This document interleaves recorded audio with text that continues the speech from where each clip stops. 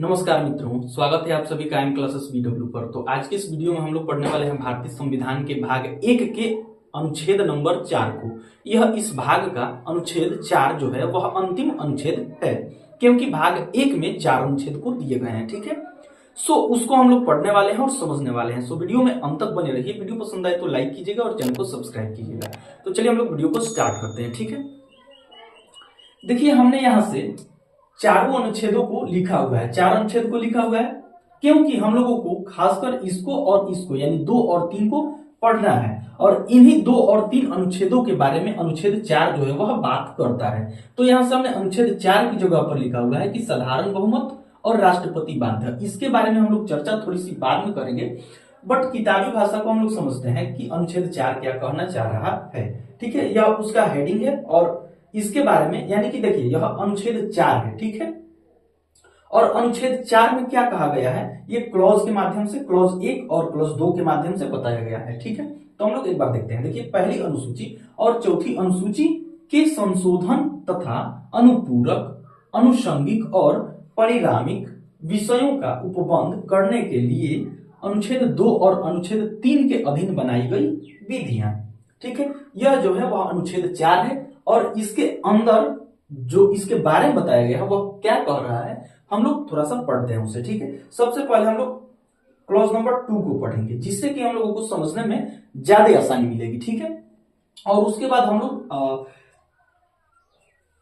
Clause number 1 को पढ़ेंगे। ठीक है, तो यहां से हम लोग पढ़ते हैं। देखिए पूर्वोक्त मतलब कि पहले बताई गई जो भी बात है, मतलब पूर्वोक्त प्रकार की कोई विधि। ठीक है, अनुच्छेद 368 के प्रयोजनों के लिए इस संविधान का संशोधन नहीं समझी जाएगी। मतलब जो कुछ भी मतलब आर्टिकल 2 और आर्टिकल 3 के माध्यम से बताई गई विधि है और उसमें अगर किसी प्रकार का चेंजिंग आ रहा है तो वह आर्टिकल 368 यानी 368 के प्रयोजनों के लिए इस संविधान का जो है वह संशोधन नहीं समझा जाएगा। ठीक है, मतलब कि अगर आर्टिकल 2 और आर्टिकल 3 में किसी प्रकार का बदलाव किया जा रहा है तो वह 368 यानी अनुच्छेद 368 के माध्यम उसका संशोधन नहीं समझा जाएगा। इसलिए इसको इस प्रकार से इस प्रक्रिया से बाहर रखा गया है, 368 को बाहर रखा गया है। इसका जो संशोधन है मतलब आर्टिकल 2 और आर्टिकल 3 का वह 4 के माध्यम से, आर्टिकल 4 के माध्यम से होगा। किस प्रकार से तो हम लोग उसे भी देखेंगे। देखिए यहां से अब क्लॉज नंबर 1 को पढ़ते हैं। देखिए अनुच्छेद 2 और अनुच्छेद 3 में निर्दिष्ट किसी विधि में पहली अनुसूची, ठीक है, पहली अनुसूची और चौथी अनुसूची के संशोधन के लिए ऐसे उपबंध मतलब कि व्यवस्था अंतर्विष्ट यानी कि अंदर दिए होंगे, जो अंतर्विष्ट मतलब कि अंदर दिए होंगे। ठीक है, जो उस विधि के उपबंधों मतलब व्यवस्थाओं को प्रभावी का मतलब आप सभी को पता होगा, असरदार हो सकता है। ठीक है, कई मतलब होते हैं इसके, प्रभावी करने के लिए, ठीक है, करने के लिए आवश्यक हो तथा ऐसे अनुपूरक, अनुषंगिक और उपबंध भी, अनुषंगिक का मतलब थोड़े बहुत समय में मुख्य कार्य को कर लेना होता है। ठीक है, उपबंध भी जिनके अंतर्गत, ठीक है, जिनके अंतर्गत ऐसी विधि से प्रभावित राज्य या राज्यों के सदन में और विधानमंडल या विधानमंडलों में, ठीक है, प्रतिनिधित्व के बारे में उपबंध हैं अंतर्विष्ट हो सकेंगे, जिन्हें संसद आवश्यक समझे। देखिए इस चीज को हम लोग यहां से पढ़ेंगे डायरेक्ट, उपबंध भी अंतर्विष्ट हो सकेंगे जिन्हें संसद आवश्यक समझे। ठीक है, और बीच में जो ब्रैकेट में बताई गई बातें हैं वह इन सभी चीजों का मतलब है। ठीक है, और हम लोगों ने इस क्लॉज नंबर 2 को भी पढ़ा और क्लॉज नंबर 1 को भी पढ़ा। अब यह क्या कहना चाह रहा है हम लोग इसके बारे में बात करते हैं।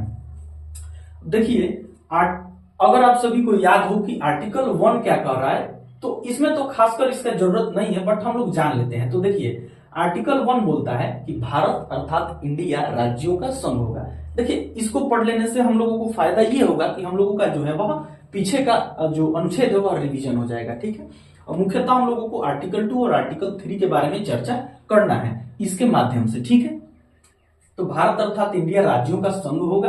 आर्टिकल 2 क्या कहता है, तो आर्टिकल 2 कहता है कि नए राज्यों का प्रवेश या स्थापना, यानी गैर भारत गैर भारतीय क्षेत्रों को भारत संघ में मिलाना, ठीक है, जो कि पहले से अस्तित्व में हो, जैसे कि श्रीलंका या फिर बांग्लादेश, अगर वो लोग भारत संघ में सम्मिलित होना चाहते हैं तो ठीक है। इस प्रकार की जो बातें हैं, मतलब भारत से बाहर के क्षेत्रों को भारत संघ में प्रवेश कराना, उस चीज के बारे में बात किया गया है। और आर्टिकल 3 में बात किया गया है कि भारत, ये जो आर्टिकल 3 है भारत के अंदर, मतलब भारत के सीमाओं के अंदर ही लागू होता है। मतलब कि भारत संघ के अंदर जितने भी राज्य हैं उनको तोड़कर, एक राज्य को तोड़कर दो बनाया जाए, या दो को जोड़कर एक बनाया जाए, या फिर दो को तोड़कर तीन बनाया जाए, या फिर उनके सीमाओं में नामों में परिवर्तन किया जाए। इस प्रकार की जो बातें हैं वह आर्टिकल 3 में बताया गया है। ये तो हुआ आर्टिकल 2 और 3। और आप लोग साफ शब्दों में समझिए कि आर्टिकल 4 जो है इन दोनों को क्लियर कर रहा है कि अगर विदेशी क्षेत्रों को अपने भारत संघ में लेना है, या फिर राज्य के किसी राज्य के नामों को चेंज करना है, या फिर उसके सीमाओं में चेंजिंग करना है, या फिर उसे तोड़कर दो बनाना है, उसके लिए अगर किसी चीज का जो है वह संविधान में संशोधन का जरूरत पड़ता है तो वह आर्टिकल 4 के माध्यम से किया जा सकता है। और वो भी जो है वह आर्टिकल 368 से बाहर है। तो फिर इसका संशोधन किस प्रकार से किया जाएगा? तो वही हमने कहा कि भारत में सरकार बनाने के लिए सबसे पहले जानते हैं हम लोग, देखिए लोकसभा में 545 सीटें हैं, ठीक है, उसका 50% कितना होगा? तो होगा 272.5 होगा, ठीक है। लेकिन हम लोग मानकर चलते हैं, अब 2.72.5 तो होगा नहीं, ठीक है, तो 273 हम लोग मानते हैं। जिसके पास ये सिंपल मेजॉरिटी होती है उसका सरकार बनता है। तो वह 50% पर भी अगर मत हो सभी का तो इन दोनों अनुच्छेदों में परिवर्तन कर सकते हैं, मतलब कि संशोधन कर सकते हैं। यह जो बात है वह आर्टिकल 4 बता रहा है, ठीक है। और उसके लिए जो यह राष्ट्रपति है वह बाध्य है, टाल नहीं सकते हैं, ठीक है, क्योंकि पहले ही बताया जा चुका है कि पूर्व राष्ट्रपति के अनुमति के माध्यम से ही यह कार्य जो है वह होता है। पहले ही संसद जो है वह राष्ट्रपति को इन्फॉर्म करती है, ठीक है, कि हम इस राज्य के सीमाओं में छेड़छाड़ कर रहे हैं, या फिर उसके नामों में परिवर्तन कर रहे हैं, या फिर किसी विदेशी राज्य को, विदेशी क्षेत्र को अपने भारत संघ में मिला रहे हैं। सो उसके लिए राष्ट्रपति जो है वह बाध्य हो जाते हैं सिग्नेचर करने के लिए, ठीक है। और साधारण बहुमत का मतलब है कि देखिए यहां से 545 हम लोगों के लोकसभा संसद के सीट, 543 पे तो चुनाव होता है, 545, ठीक है, 552 है टोटल सीटें, जिसमें से पीओके का जो 5 है वह हटा दिया गया और 2 जो है वह एंग्लो इंडियन का है। सो 545 पे चुनाव होता है, जिसमें से सरकार बनाने के लिए 272.5, अब आदमी को तो काटा नहीं जाएगा, ठीक है, सो 72 नहीं, यहां से 73 कर दिया जाता है, ठीक है। 273 सीटें की जो है वह जरूरत होती है। तो यह 50% भी होगा तो इसका संविधान संशोधन माना जाएगा, ठीक है। उसके लिए जरूरी नहीं कि आर्टिकल 368 के माध्यम से संशोधन हो, ठीक है।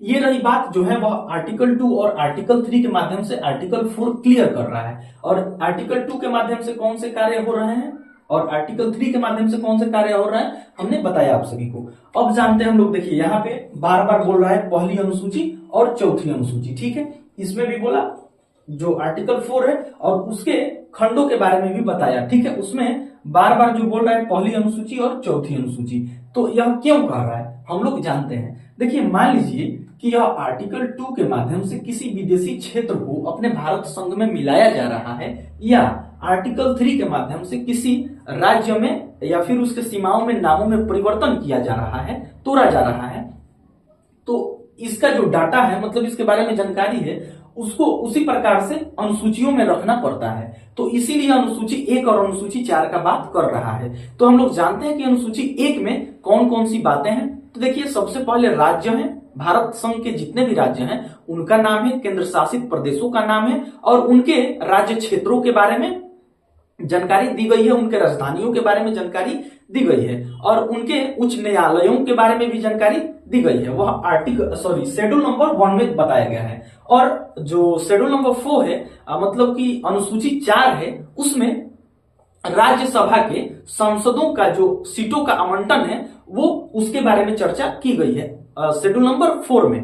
तो मान लीजिए कि अगर विदेशी क्षेत्रों का प्रवेश कराया जा रहा है या फिर वर्तमान के किसी राज्य को तोड़कर 2 राज्य बनाया जा रहा है, तो उसमें बदलाव आएंगी कि कौन सी जगह पे मतलब कि राज्यसभा के संसद कितने होंगे, संसदों की जो सीटों की संख्या है वह कितनी होगी, उन सभी चीजों के बारे में अनुसूची 4 में पुनः बताना तो पड़ेगा ही। ठीक है, इसीलिए अगर अनुच्छेद 2 और अनुच्छेद 3 में संशोधन हो रहे हैं तो उसके साथ साथ अनुसूची 1 और अनुसूची 4 में भी संशोधन करना पड़ेगा। इसके लिए कोई आपत्ति वाली बात नहीं है। ठीक है, तो आर्टिकल 4 जो है यही क्लियर करता है कि अगर किसी क्षेत्र को लेना है या फिर 3 के माध्यम से किसी को तोड़कर 2 बनाना है तो उसमें अगर संशोधन का जरूरत पड़ता है तो किया जा सकता है 50% के माध्यम से। ठीक है, साधारण बहुमत के आधार पर। ठीक है, और साथ ही साथ बात करता है कि अनुसूची 1 और अनुसूची 4 में इन सभी चीजों का जो है वह जानकारी उसी के अनुसार दिया जाए जिस प्रकार से संशोधन किया गया हो।